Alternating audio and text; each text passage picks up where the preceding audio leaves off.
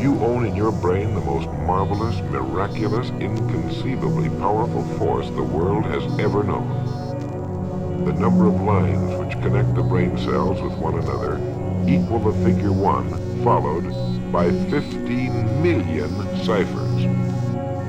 It receives and files sense impressions or thoughts, regardless of their nature. It has been determined that there are from 10 to 14 billion cells in the average human cerebral cortex.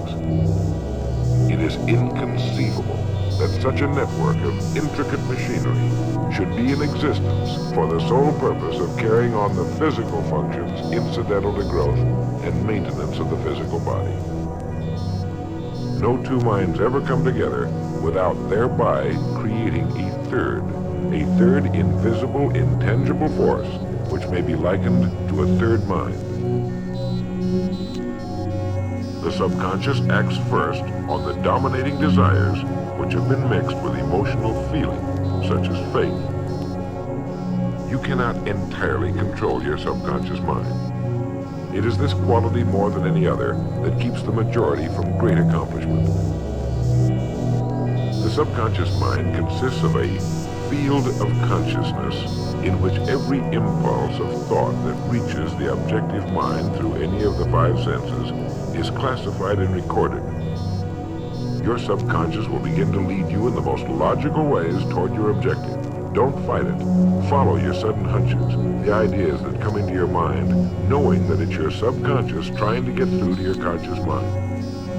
Through a method of procedure unknown to man, the subconscious mind draws upon the forces of infinite intelligence for the power with which it voluntarily transmutes one's desires into their physical equivalent, making use always of the most practical media by which this end may be accomplished. The 6th sense is that portion of the subconscious mind which has been referred to as the creative imagination.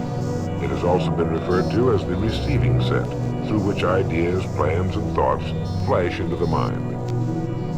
The 6th sense can be described as the sense through which infinite intelligence may and will communicate voluntarily without any effort from or demands by the individual. The 6th sense defies description. It cannot be described to a person who has not mastered the other principles of this philosophy, because such a person has no knowledge and no experience with which the 6th sense may be compared. Man's thought impulses begin immediately to translate themselves into their physical equivalent, whether those thoughts are voluntary or involuntary. Some of these impulses are negative, some are positive. You are now engaged in trying to help shut off the flow of negative impulses and to aid in voluntarily influencing your subconscious mind through positive impulses of desire.